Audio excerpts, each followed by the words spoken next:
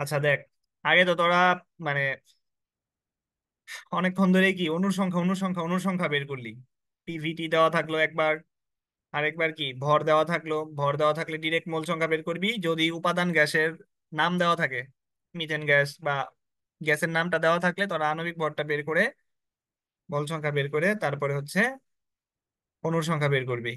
এখন এই অঙ্কটা দেখ, এটা ইঞ্জিনিয়ারিং এ আসা অনেক ফেভারিট একটা অঙ্ক, যে 500টি স্বাক্ষরে গ্রাফাইট পেন্সিলের 30 মিলিগ্রাম খরচ হয়, তাইলে প্রতিটি স্বাক্ষরে কতটি কার্বন পরমাণু খরচ হয়। আসলে গ্রাফাইট আর কার্বন একই কথা। গ্রাফাইট মানে হচ্ছে তোর কার্বন। দেখি তো তোর অঙ্কটা করতে পারিস কিনা, নাকি আমি করে দিব। চেষ্টা করে আগে 2 মিনিট।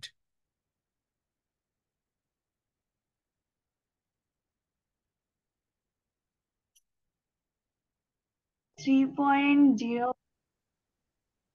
into হ্যাঁ, 10 কত? 7 কত 3 পয়েন্ট আসে। তোর আমারও আসে 3.7, 3.764 into 10 to the power 20, sorry, 18। আচ্ছা দেখি তো কি ভুল করলি। আচ্ছা তোরা অঙ্ক করে কেমনে বুঝে যাস অঙ্ক হয়ে গেছে? আনসার মিলাস না, দেখোস না। আমি তো তোদের হাজারি ঠিকই করতেছি।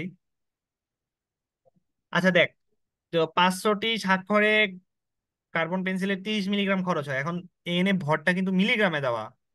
আর সবসময় মনে রাখবি যে আমাদের মোল সংখ্যার হিসাব সবসময় গ্রামে হয়। আর এখানে প্রতিটি স্বাক্ষরে কতটি কার্বন পরমাণু জানতে চাইছে। আসলে তোর পরিমাণ দেওয়া কিসে, ভরে। খরচটা দেখানো আছে ভর। আর তোর খরচটা জানতে চাইছে কিসে, কতটিতে। সমস্যা নাই, আগে আমরা খরচটা ভরেই বের করব। যেমন এখানে 500টার খরচ দেওয়া আছে না, আর আমার অ্যাকচুয়ালি লাগবে কয়টার খরচ, প্রতিটার খরচ লাগবে। তারপরে সিনা আমি কিতে কনভার্ট করব। তাহলে আগে আমাকে 500টার থেকে একটা খরচ বের করে নিয়ে আসতে হবে।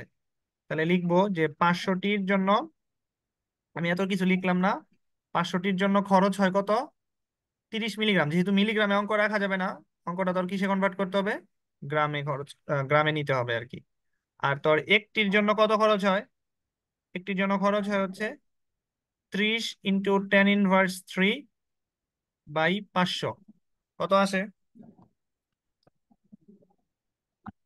6 into 10 inverse 5.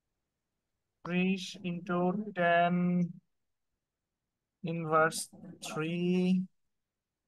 ভাগ 500।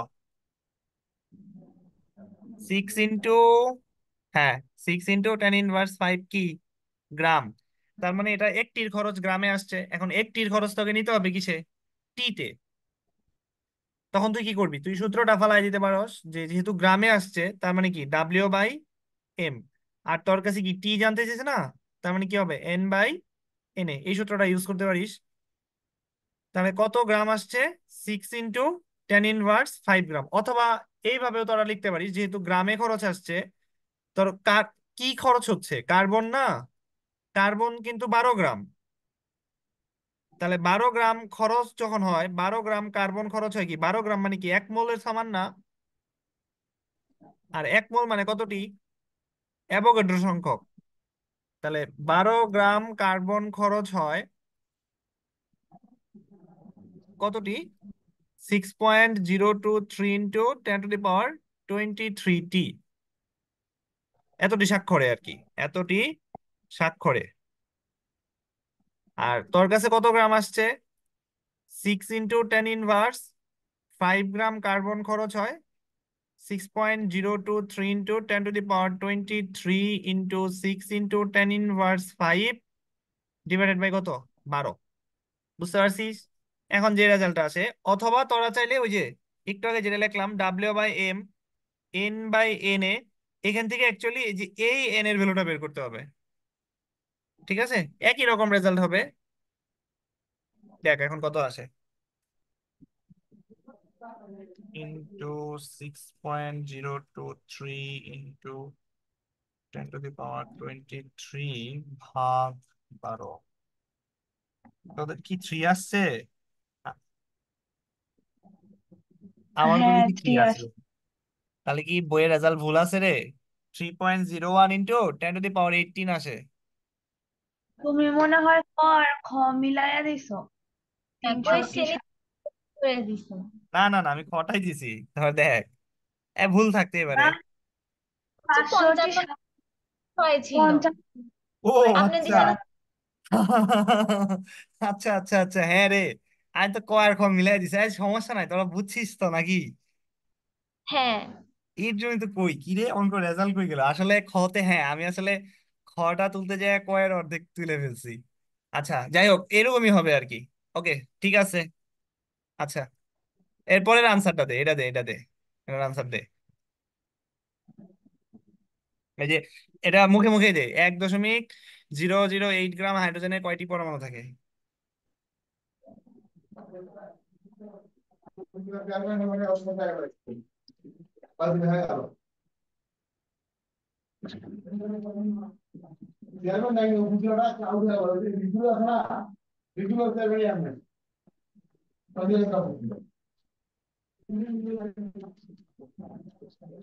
এক 1 গ্রাম হাইড্রোজেনে কয়টি পরমাণু থাকে?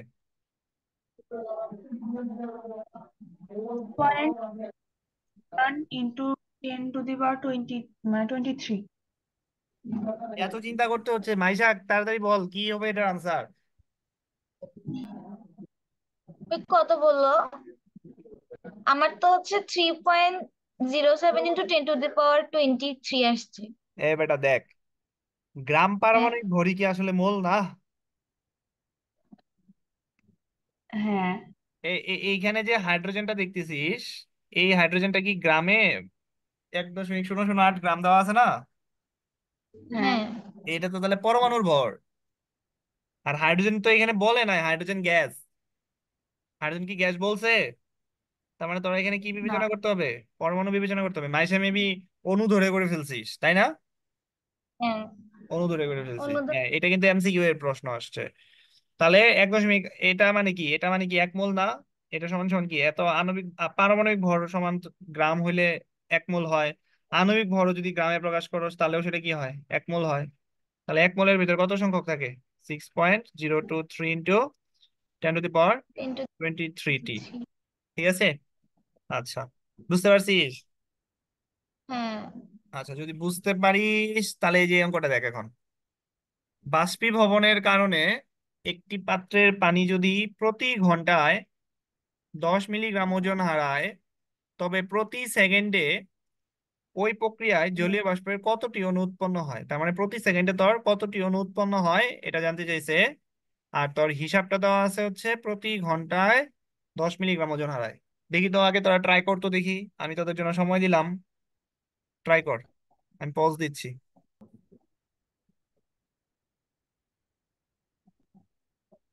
মিলছে তোদের? মিলে নাই? না। আচ্ছা তাহলে করি চল। প্রথমত কি দেওয়া আছে? প্রতি ঘন্টায় দেওয়া আছে না? খরচটা কিসে দেওয়া আছে? হ্যাঁ। মানে খরচ বল বা ওজন হারায় বল, কিন্তু এটা কিসে দেওয়া আছে? মিলিগ্রামে আছে, তো মিলিগ্রামে তো রাখা যাবে না। আর এইখানে তো কি কিসে জানতে চাইছে? প্রতি সেকেন্ডে জানতে চাইছে না? আচ্ছা, আগে আমরা এক কাজ করি, প্রতি ঘন্টায় থেকে প্রতি সেকেন্ডে বের করে নিয়ে আসি। দেখ, ঠিক আগের মতো অঙ্কটা না? 500টি স্বাক্ষর থেকে আগে একটির স্বাক্ষরের হিসাব বের করে আসছিলি না? ঠিক এইখানেও তাই, প্রতি ঘন্টার হিসাব থেকে আগে 1 সেকেন্ডের হিসাব বের করে নিয়ে আসবি। তাহলে প্রতি ঘন্টা মানে কত সেকেন্ড? 3600 সেকেন্ড না? তাহলে 3600 হ্যাঁ। সেকেন্ডে ভর হারায়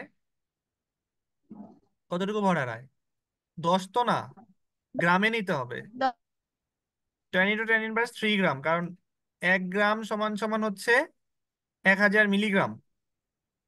আচ্ছা, তাহলে তোর 1 সেকেন্ডে কতটুকু ওজন হারায়? তাহলে 10 × 10⁻³ ইন্টু কত? ইন্টু তো 1 ডিভাইডেড বাই কত? 3600। এই কত হয় দেখ, এটা কত হয়? চলো হচ্ছে টেন 2 ইনভার্স টু ভাগ 3600। 2.77 ইন্টু 10⁻⁻6। হ্যাঁ, 2.77 × 10⁻⁻6 গ্রাম। এত গ্রাম আম। কি? জলীয় বাষ্প মানে তো পানি, এত গ্রাম হচ্ছে পানি।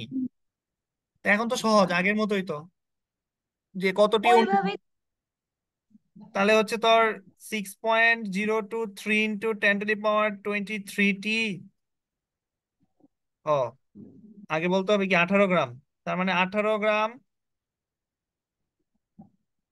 অণু সমান সমান হচ্ছে এতটি অণু। আর তোর কাছে আছে কত? 2.77 × 10⁻6 গ্রাম। পানির অণু সমান সমান কত হয়? 6.023 × 10⁻23 2.77 × 10⁻6 ডিভাইডেড বাই হচ্ছে 18। তো 6.023 × 10⁻23 ভাগ 18। হ্যাঁ, মিলছে তো আমার। এই তো এবার বুঝছি। নাইন মামা, point two nine into ten to পানি দি পাওয়ার 16। মিলছে। কই ভুল করছিলি বল। পানির আণবিক ভরটা ভুল বসাইছি। আচ্ছা আচ্ছা, ওই আগের মতোই W/M N/N হ্যাঁ, তা ঠিক আছে, কিন্তু পানির আণবিক ভরটা আর কি ভুল বসানোর কারণে এই পানির আণবিক ভর কত মানে বসাচ্ছিস? 18.012। না না না, 0.6। অক্সিজেন 16টা, অক্সিজেন 14 বসাইছি। ও, আর তিন হয় না, কি ভুল করছিস? আমি পানির আণবিক ভর দিয়ে ভাগ করি নাই, তার আগেই অ্যান্সার মিলাইছিলাম। ও আচ্ছা আচ্ছা। আচ্ছা, বুঝতে পারছিস ব্যাপারটা? হ্যাঁ, হ্যাঁ। নিয়ম তো ঠিক আছে, কিন্তু ওই তো ভুল বসাইছি জন্যই ভুল।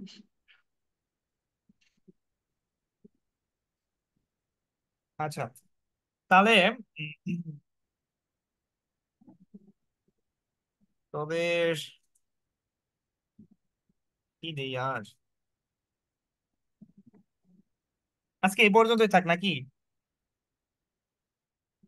আচ্ছা, নাকি আরেকটা অঙ্ক দিই, লাস্ট অঙ্ক দিই, দেখি তো, দেখি পারিস কিনা। 16 গ্রাম O2 গ্যাসে আয়তন কত?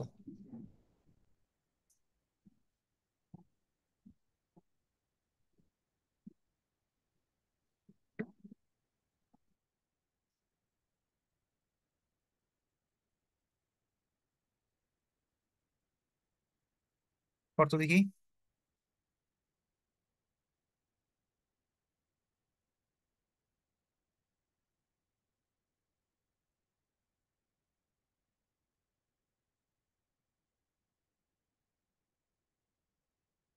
সময় দিলাম।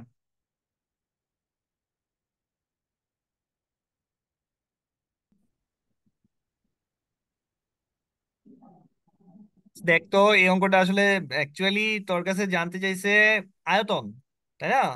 কিন্তু এখানে আবার একটা দেখ হ্যাঁ টেম্পারেচার উল্লেখ করে দিছি, 25 ডিগ্রি সেলসিয়াসে আর ওই, কি। এখন হ্যাঁ যখন তোর যদি যদি এরকম থাকে যে 0 degree Celsius, 25 degree Celsius, 20 degree Celsius, এগুলো হচ্ছে তোর একটা স্ট্যান্ডার্ড ভ্যালু বোঝায়।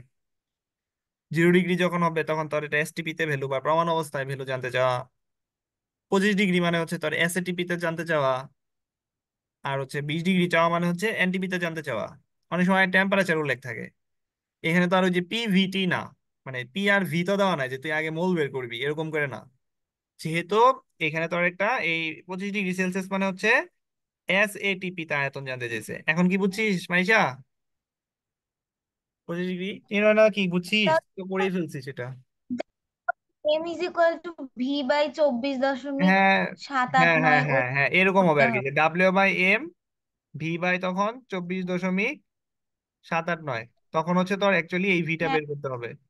যে এই ভি সমান সমান কি হবে, যে ডাব্লিউ ডাব্লিউ কত আছে 16, 16 এটাই ইন্টু চব্বিশ দশমিক হুম, সাত আট নয় ডিভাইডেড বাই হচ্ছে আণবিক ভর অক্সিজেনের কত, 32। এই যে 16 দ্বিগুণে 32, 2 দিয়ে ওটাকে কাটলে কত 32। আসে? 12.39 লিটার। অথবা তুই এভাবেও করতে পারতি যে আণবিক ভর কত, আণবিক ভর হচ্ছে অক্সিজেনের কত, 32 গ্রাম। তাহলে 32 গ্রাম আণবিক ভর সমান সমান কত, যেহেতু এসটিপি বলে নাই, এসএটিপি বলছে, এত লিটার। আর তোর কাছে আছে কত গ্রাম? 16 গ্রাম। তাহলে কত হবে? 24.789 ইন্টু 16 ডিভাইডেড বাই 32। বুঝতে পারছিস? কেউ চাইলে ঐকিক হ্যাঁ দিয়েও করতে পারিস, কেউ চাইলে সূত্র দিয়েও করতে পারিস। তোর যেটা সুবিধা হয় ওটাই করবি, সমস্যা নাই, যেহেতু এগুলা বেশিরভাগ অঙ্ক এমসিকিউ তে আসা, আর যেগুলো সৃজনশীলে আসবে পড়লেই হয়েছে। ঠিক আছে, তাহলে হচ্ছে আমাদের প্রথম পার্ট, যে মূল সংখ্যা রিলেটেড যে হিসাব নিকাশ এবং তাদের সাথে একটা গুরুত্বপূর্ণ জিনিস ছিল কি, এন সমান সমান পিভি বাই আরটি দিয়ে অঙ্কটা মোল বের করে তারপরে অন্য একটা এককে কনভার্ট করা। আর সর্বশেষ হচ্ছে এই যে টুকটাক যে অঙ্কগুলো তোদের দিলাম, যে যে ভর থাকলে টেম্পারেচারের দিকে একটু মনোযোগ রাখবি আয়তন বের করতে বললে। কারণ আয়তন হচ্ছে তিনটা টেম্পারেচার আমরা বের করছিলাম, একটা 0 ডিগ্রি, এসটিপি, এসএটিপি, আর হচ্ছে এনটিপি। ঠিক আছে, আমরা আগামীকালকে আরো কিছু মানে আগামী ক্লাসে আমরা আরো কিছু অঙ্ক করব, যেহেতু পরিমাণগত রসায়ন অঙ্কই করতে হবে। ঠিক আছে, সবাইকে ধন্যবাদ। তো ভালো মতো এগুলো প্র্যাকটিস করিস, আর ওইখানের অ্যাক্টিভিটিস যতগুলো আছে সবগুলাই হোমওয়ার্ক, গ্রুপে সবগুলাই ছবি দিস হোমওয়ার্ক করে, মানে অঙ্ক রেজাল্ট যেন মিলে আর কি লিস্ট। আর কোনো প্রশ্ন আছে? না। আচ্ছা, প্রশ্ন না থাকলে আজকে এই পর্যন্তই তাহলে।